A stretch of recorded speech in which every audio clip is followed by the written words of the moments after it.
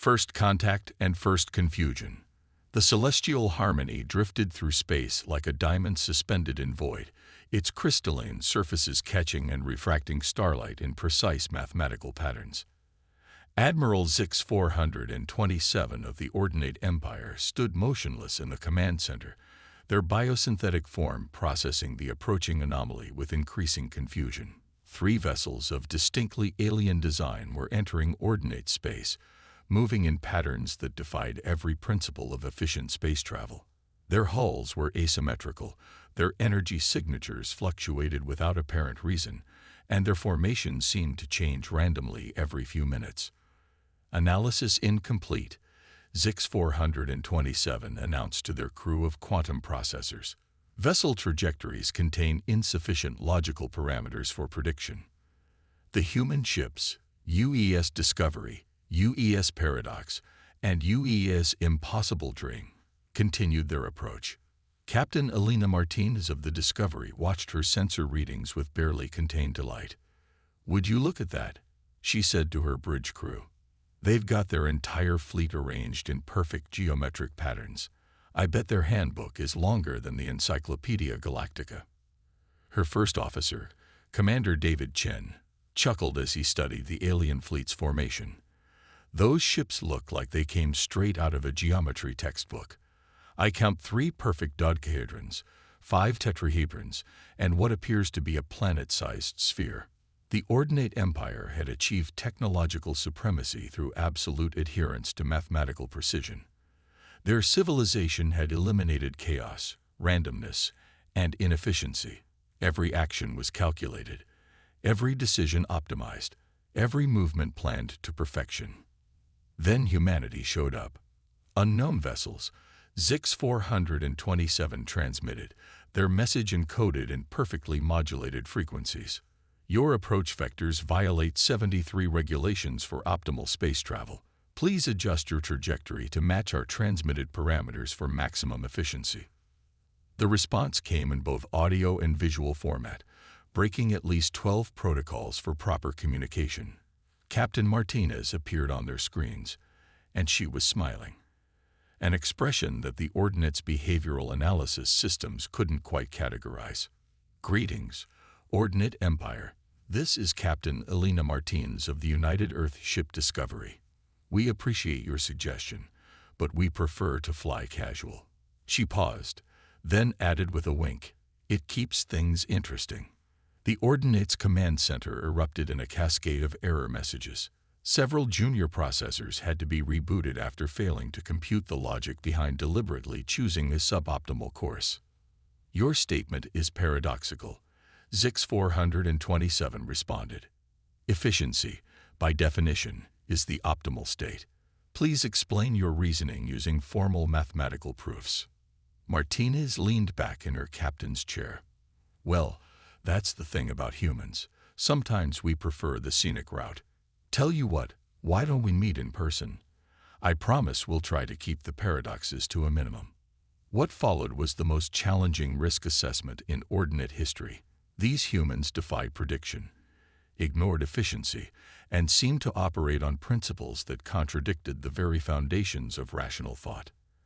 And yet, somehow, they had achieved faster-than-light travel and developed a thriving interstellar civilization.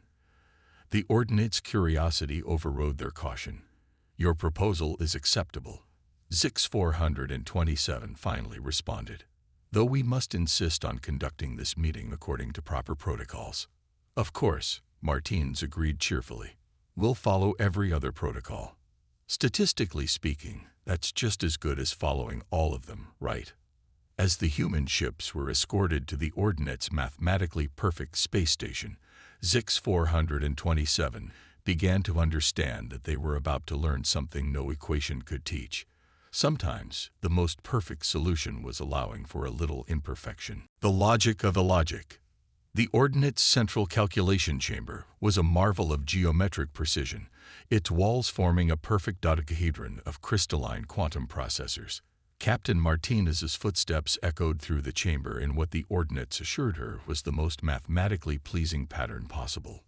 "Welcome to our civilization's heart," Zix 427 announced, their crystalline form shifting through complex patterns. Here, we will demonstrate the superiority of pure mathematical warfare over your improvisational methods. Martinez studied the massive holographic display dominating the chamber center, where complex equations twisted through space like mathematical serpents.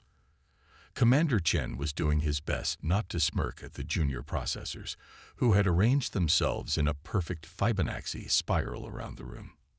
"Let me get this straight," Martine said, tapping her chin thoughtfully. "You want to run combat simulations using your most advanced algorithms to prove that theoretical perfect warfare beats actual combat experience." "Precisely," Zix 427 confirmed, their surface gleaming with confidence. "Our simulations have achieved a level of perfection that renders actual combat obsolete. We have solved war itself." Lieutenant Sira Wong, the Discovery's tactical officer, coughed in a way that sounded suspiciously like suppressed laughter. "Show me," Martine said, her eyes twinkling with anticipation. The chamber filled with holographic projections of ordnance ships executing mathematically perfect attack patterns. Their formations were flawless, their timing precise to the microsecond, their energy expenditure optimized to 7 decimal places. "Now," Martine said after watching for a few minutes, "mind if we input a few scenarios of our own?" "Please do," Zix 427 agreed magnanimously. "The simulation will demonstrate the futility of your chaotic methods." Martinez's fingers danced across the control interface. "Let's start with something simple. Scenario 1. Your perfect formation encounters a cloud of space debris. Not the mathematically distributed kind you have in your system. I'm talking about random, messy, real-world space junk." The simulation stuttered as the ordnance ship's perfect formations encountered the unpredictable patterns of debris. Several junior processors began emitting distressed harmonic frequencies. "Impossible," one chimed. "The debris patterns follow no discernible mathematical progression." "That's kind of how real space works," Chen pointed out helpfully. "But let's try another one. What happens if one of your ships gets damaged in a way that throws off its perfect geometric form?" The simulation nearly crashed as it tried to account for an asymmetrical ship in its perfect formations. Zix 427's surface flickered with distress. Such imperfection would never be allowed to occur. "But it does occur," Martines pressed. "Ships get damaged. Plans go wrong. The enemy doesn't follow your script. Watch this." She input another scenario, this one based on an actual skirmish from her early days as a lieutenant. The simulated human ships began employing what appeared to be completely random tactics, breaking formation, using debris fields as cover, and executing maneuvers that defied every principle of optimal space combat. The ordnance simulation crashed spectacularly. What is this chaos?" Zix 427's perfect harmonics had developed a distinct wobble. "We call it thinking on your feet," Martinez explained, "or improvisation, or sometimes just winging it. But how can you calculate optimal solutions without proper algorithms?" "That's just it. We don't. We adapt. We improvise. We try things that shouldn't work but sometimes do." Martinez's fingers flew across the interface again. "Here, let me show you something really fun. This is a little maneuver we call the Crazy Ivan Space Drift. It's technically possible but statistically insane." The simulation managed to run for exactly 3.7 seconds before suffering a complete mathematical breakdown. Several junior processors had to be rebooted, and one began reciting pi backwards in distress. "This defies all logical combat doctrine." Zix 427's voice had risen several octaves above its usual perfect frequency. "Welcome to human warfare," Martinez said with a gentle smile, "where sometimes the winning move is the one that no one expects, especially not a computer. But our calculations are perfect. For a perfect universe," Martinez finished. "But the universe isn't perfect. It's messy and chaotic and beautiful because of that chaos. The real art of warfare, of survival, isn't about finding the perfect solution. It's about finding a good enough solution in an imperfect situation. Zix-427 was silent for a long moment, their crystalline surface shifting through various geometric patterns as they processed this fundamental challenge to their worldview. Finally, they spoke in a slightly humbler tone. Perhaps our algorithms require updating. Would you be willing to share more of these impossible scenarios? Martinez's smile widened. Better yet, why don't we show you? How about a joint training exercise? Real ships, real space, real chaos.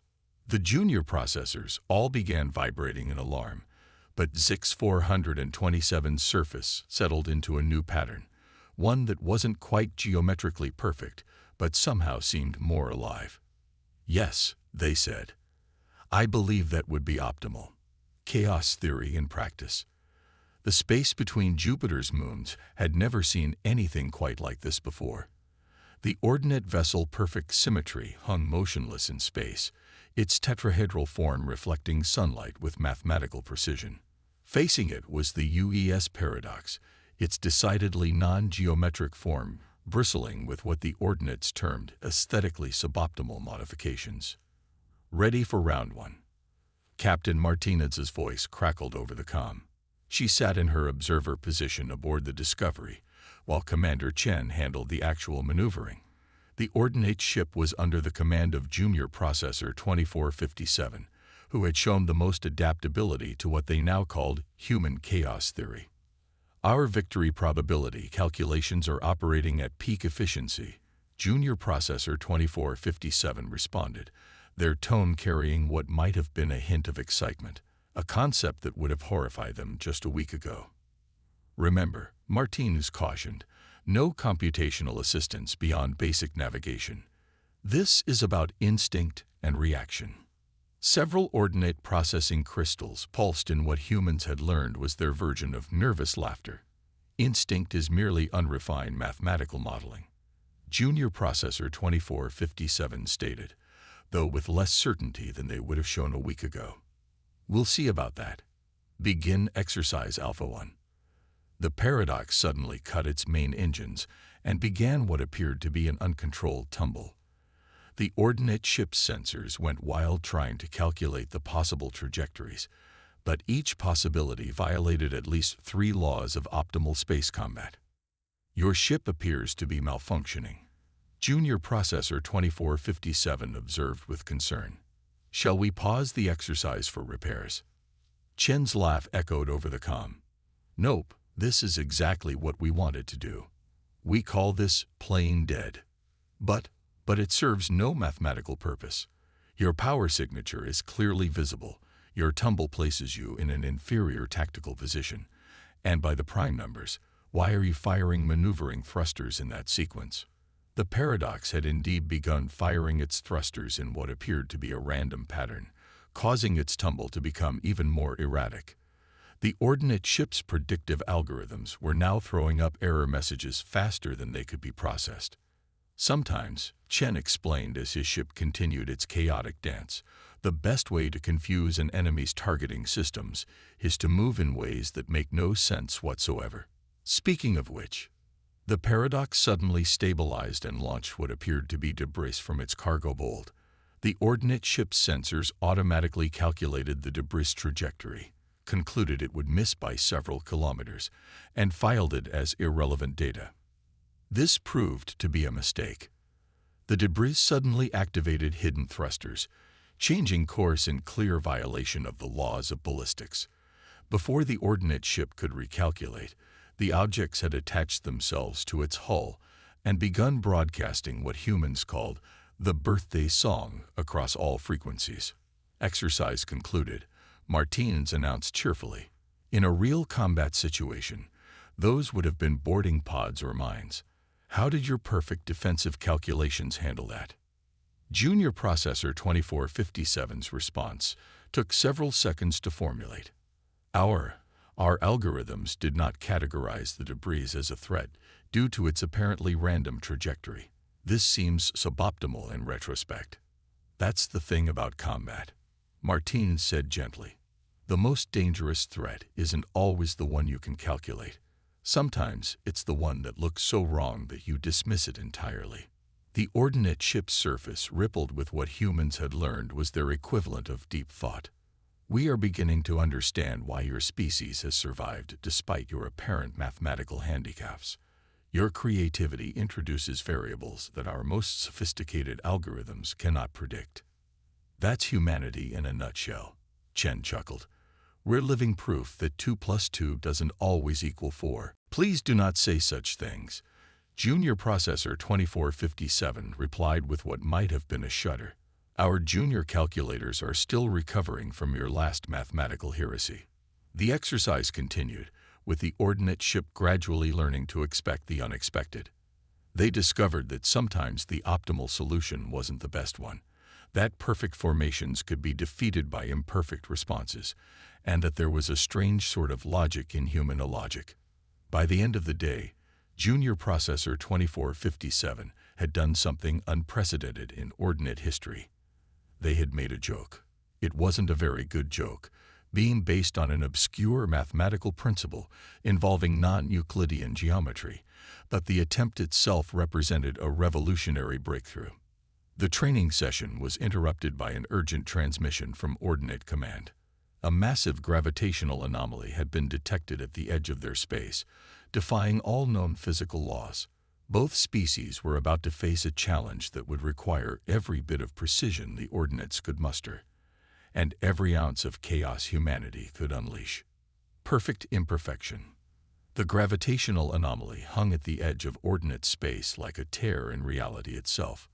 The combined fleet of human and Ordinate vessels maintained a safe distance while their sensors probed the phenomenon. In the Discovery's command center, Captain Martinez studied the readings with growing concern. "It's not following any known laws of physics," she muttered, glancing at the holographic display. "The gravitational waves are dancing." "Impossible," came Zix 427's response from the perfect symmetry. "Gravitational waves cannot dance. They follow precise mathematical formulas that—" The Admiral's voice cut off as a new surge of energy pulsed from the anomaly, sending ripples through space-time itself. Several Ordinate ships immediately began recalculating their positions to maintain their perfect formation. "With all due respect," Martinez interjected, "I think we're a bit past impossible here. The laws of physics themselves are breaking down in that region of space." The anomaly had appeared 3 days ago, defying every attempt at mathematical modeling by the Ordinates. Their most advanced quantum computers had crashed trying to predict its behavior. Even worse, it was growing. "Our calculations indicate that the anomaly will reach populated space in approximately 72 hours, Junior Processor 2457 reported. However, given its chaotic nature, this estimate has an unprecedented margin of error of plus or minus 47 hours. Commander Chen studied the sensor readings from his station. "It's almost like it's alive. Look at these patterns. They're not random, but they're not following any mathematical progression either." Martinez straightened in her chair as an idea began to form. "That's it. We're both looking at this wrong. The Ordinates are trying to force it into their mathematical models, and we're trying to treat it like a standard spatial anomaly. But what if it's something else entirely?" "Please clarify," Zix 427 requested, their voice carrying a new note of respect for human intuition. "The patterns aren't mathematical, but they're not chaotic either. They're organic. This thing is growing like a living organism, but one that exists in 4-dimensional space." The Ordinate ship's surfaces flickered as they processed this concept. "But life requires ordered systems," Junior Processor 2457 objected. "This defies all known parameters for living organisms." "Maybe by our standards," Chen added, catching on to Martinez's thinking. "But what if it's life that evolved in a different dimensional space, where our physics is as alien to it as it is to us?" A moment of silence fell over both fleets as they considered the implications. Finally, Zix 427 spoke. "If this is correct, neither our perfect calculations nor your creative chaos alone will be sufficient to address this situation." Martinez smiled. Then it's a good thing we have both. Your mathematical precision can help us understand its patterns, while our ability to think outside normal physics might help us communicate with it. What followed was the most unusual first contact scenario in either species' history. The ordinates developed new mathematical models that deliberately incorporated elements of uncertainty, while the humans introduced controlled chaos into their attempts at communication. Junior Processor 2457, who had been studying human music as part of their cultural exchange, suggested using mathematical harmonics modulated by jazz improvisation as a basis for communication. The idea was so absurd that it took 3 attempts to convince the Ordinate High Command to try it. It worked. The anomaly responded to their transmission with its own patterns of gravitational waves, creating what could only be described as a conversation in 4-dimensional jazz. The entity, they learned, was simply passing through their spacetime, unaware that its passage was disrupting their physics. As Martinez watched the ordinate ships execute a perfectly imperfect series of maneuvers to guide the entity away from populated space, she turned to her comm officer. "Send a message to Zix 427. Tell them they've just proven something we humans have known for a long time." "What's that, Captain?" "The universe isn't divided into order and chaos. The real magic happens when you learn to dance between the two. Evolution through revolution." The Grand Assembly Chamber of the Ordinate Empire had never witnessed such disorder. The crystalline forms of the High Council were arranged in their traditional Fibonacci spiral, but their surfaces flickered with agitation as they faced an unprecedented crisis of philosophy. "You propose to fundamentally alter our educational algorithms based on human intuition." First Calculator's voice resonated with harmonious disapproval. "This defies 10,000 years of theoretical optimization." "That is precisely why we must change," Zix 427 responded, their surface rippling with newly discovered emotional patterns. "Our pursuit of perfection has become our greatest weakness." The chamber's holographic displays showed scenes from the recent crisis. Ordinate ships executing imperfect maneuvers, humans introducing controlled chaos into mathematical models, and the successful communication with the 4-dimensional entity through mathematical jazz. Captain Martinez stood beside Zix 427, trying not to smile as she watched the most rigid civilization in known space grapple with the concept of beneficial imperfection. Commander Chen and Junior Processor 2457 waited nearby, their presence a testament to the unlikely friendship that had developed between their species. "Consider the evidence," Zix 427 continued. "When we encountered the anomaly, our perfect calculations failed. When we met humanity, our combat simulations crashed. Yet when we learned to combine our mathematical precision with human creativity, we achieved something greater than either approach alone." "But there must be order," Second Calculator protested. "Without perfect mathematical harmony, civilization itself would collapse into chaos." "Would it, though?" Martine stepped forward, her voice gentle but firm. "Look at human civilization.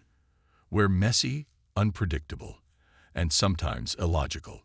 But we've built starships, created art, and developed our own kind of harmony. It's not perfect, but that's exactly what makes it beautiful."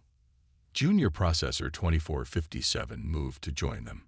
"If I may share my observations, since beginning joint exercises with the humans, my problem-solving capabilities have increased by 47.3%. By accepting a certain degree of chaos into my calculations, I have discovered solutions that pure mathematics could never reveal."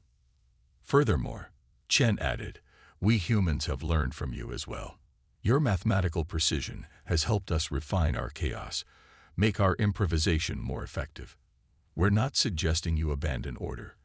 We're suggesting you expand your definition of what order can be." The chamber erupted in a cascade of harmonic discussions as the council debated. Martins leaned closer to Zix 427 and whispered, "How do you think they're taking it?" "Their philosophical distress is currently registering at 73.8% of maximum capacity," Zix 427 replied, then added with what could only be described as a chuckle, which is actually better than I calculated. "You just made a joke about calculations," Martinez grinned. "You realize that, right?" "Indeed. I have found that humor, despite its inherent chaos, follows certain mathematical patterns. Much like jazz, once you understand the underlying structure, the variations become beautiful." The council's deliberation reached a crescendo, and First Calculator's voice cut through the harmonic chaos. "We have reached a consensus. The Ordinate Empire will evolve. We will establish a new algorithm for progress, one that incorporates both mathematical precision and controlled uncertainty." A wave of something very much like excitement passed through the assembled processors. Junior Processor 2457 actually bounced slightly, their crystalline form briefly losing its perfect symmetry.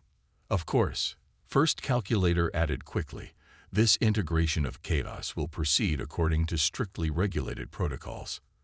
"Of course," Martinez agreed, managing to keep a straight face. "We wouldn't want things getting too orderly around here." 3 months later, the first graduating class of the Joint Human Ordinate Space Academy demonstrated their final exercise.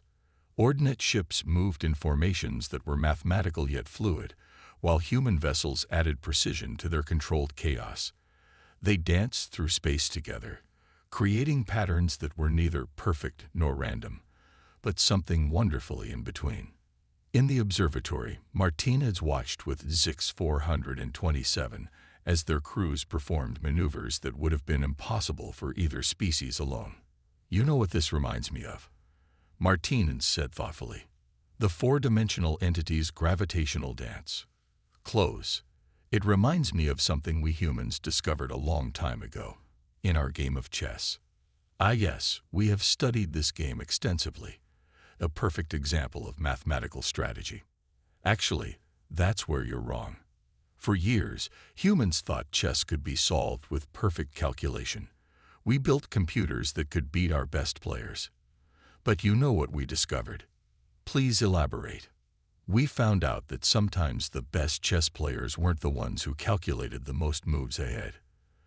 They were the ones who could recognize patterns, feel the flow of the game, and occasionally make moves that seemed illogical but changed the entire dynamic of the match." Zix 427 was silent for a long moment, their surface shifting through complex patterns as they processed this. Finally, they spoke. "Are you suggesting that all of this, is not merely a mathematical exercise, but an art?" "Now you're getting it," Martinez smiled. "And like any art, sometimes the most beautiful moves are the ones that break all the rules." As they watched their combined fleet execute a maneuver that was simultaneously precise and unpredictable, Zix 427 made an observation. "Captain Martinez, I believe I am experiencing what you humans call a headache. Is this normal when one's fundamental understanding of reality is being reconstructed?" "Perfectly normal," Martinez assured them. "Welcome to thinking outside the tetrahedron." The Ordinate Empire and humanity had each found what they were missing in the other. Together, they were ready to face whatever the universe might throw at them next, calculated or chaotic, perfect or imperfect, or anything in between. After all, as humanity had taught the Ordinates, the most interesting things in life happened in the space between order and chaos. And as the Ordinates had taught humanity, even chaos could have its own kind of perfect symmetry. They just had to learn to dance together.